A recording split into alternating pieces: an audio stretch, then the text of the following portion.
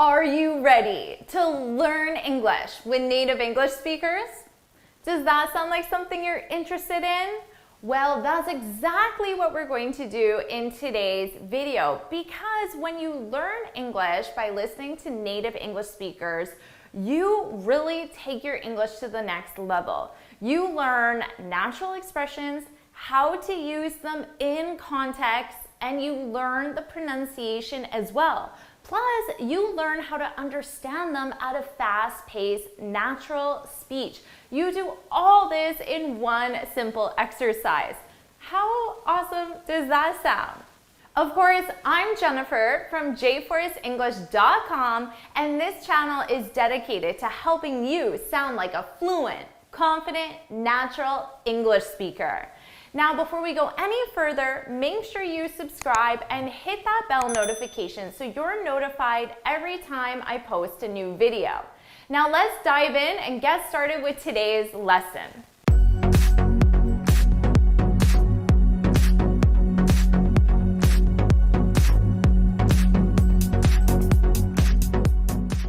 I have a question for you, and this is going to be a hard question, okay? What's your favorite Disney movie? Hard question because there are so many awesome Disney movies and it's really hard to pick just one, right? But I want you to pick your all-time favorite. So put it in the comments now. Tell me, what's your favorite Disney movie? Put that in the comments now. You want to know what my favorite Disney movie is? Well, it's definitely Aladdin. I watched that movie so many times when I was a kid. The cartoon, of course. And because of that, I was so excited when the new Aladdin movie came out, starring Will Smith, in-person Aladdin movie. I was so excited for that. And of course, I watched it. I watched it on opening weekend, actually. And because Aladdin's my all-time favorite Disney movie, I also use this with my students in the Finally Fluent Academy. So my students and I, we studied a clip that was comparing the old version of Aladdin to the new version of Aladdin and pointing out all the differences. And we used this clip to learn all of the phrasal verbs, idioms, and expressions and add those to their vocabulary. So what we'll do in this video is I'm going to share one of those expressions with you, but we'll do it in a listening exercise, okay?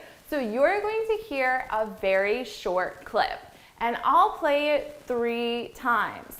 Now, all I want you to do is write down the missing word. So here's the sentence, and there's one word missing.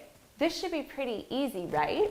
We'll see. Maybe it will be, maybe it won't be. We'll find out. So I'll play it 3 times, and I want you to put that missing word in the comments, okay? So put that word in the comments. Are you ready? Are you ready to go? Okay, so let's get started. I'll play it 3 times and put that word in the comments. Let's go. He doesn't just dodge a rolling tower. He doesn't just dodge a rolling tower. He doesn't just dodge a rolling tower. So, was it easy? Was it difficult? Did you find that missing word? Well, I'll find out after when I read all the comments and see if you got it. Now, here's the missing word.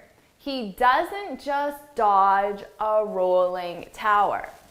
Now, maybe you heard this word, dodge, but you probably didn't know how to spell it with that silent letter there, right? And also, you might not really know what this word means.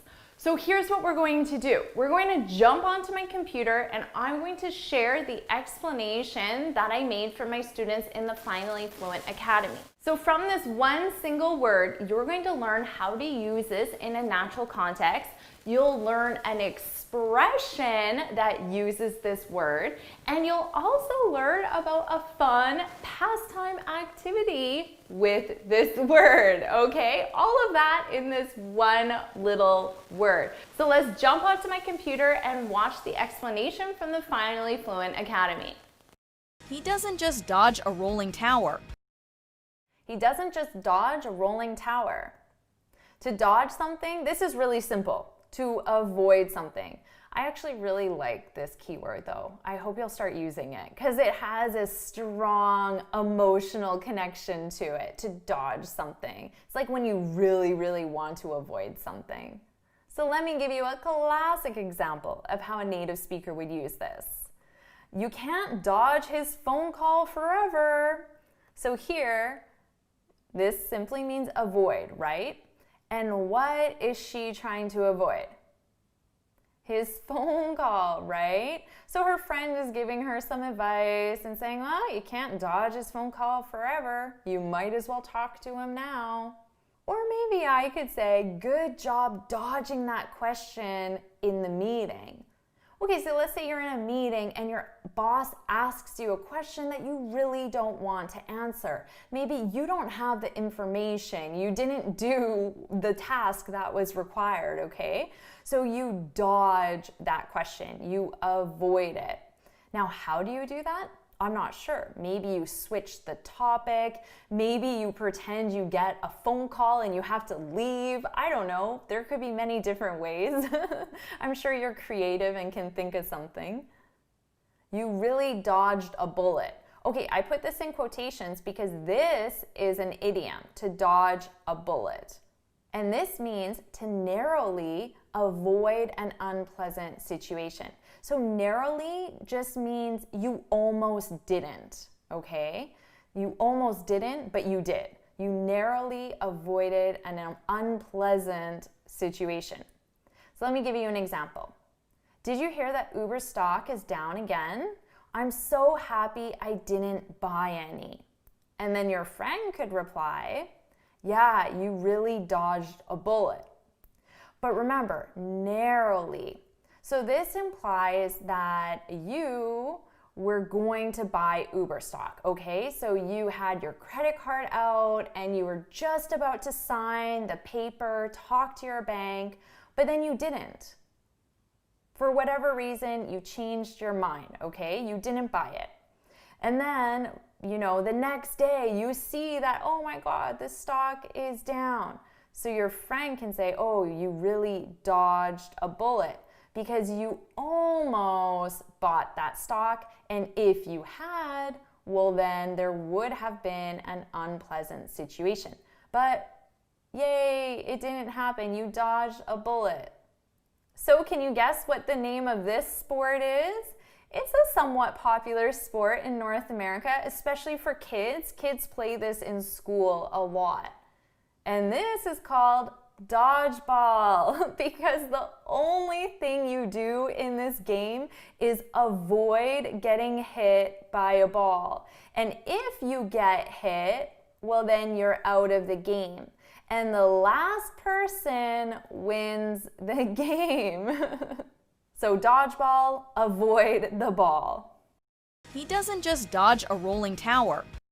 All right, there you go. Now you know how to take this one little word, use it in a natural context, use it as an expression, and also you can call up your friends and say, hey, you want to play dodgeball this weekend? Now you have a fun new activity as well. And I'll just let you know that dodgeball is every kid's favorite activity to play in gym class. So we play this in gym class when we're little kids, and oh, it's such a fun game. So you can have some fun playing it with your friends as well.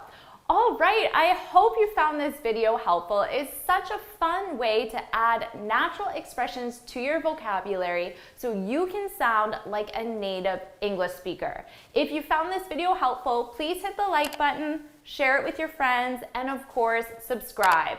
Now, before you go, make sure you head on over to my website, jforrestenglish.com, and download this free speaking guide where I share 6 tips on how to speak English fluently and confidently. And until next time, happy studying! All right, way to go. Just promise me you won't dodge my videos, okay? Now, don't stop here. Check out this video. And don't forget about this video. And don't forget to subscribe. And until next time, happy studying!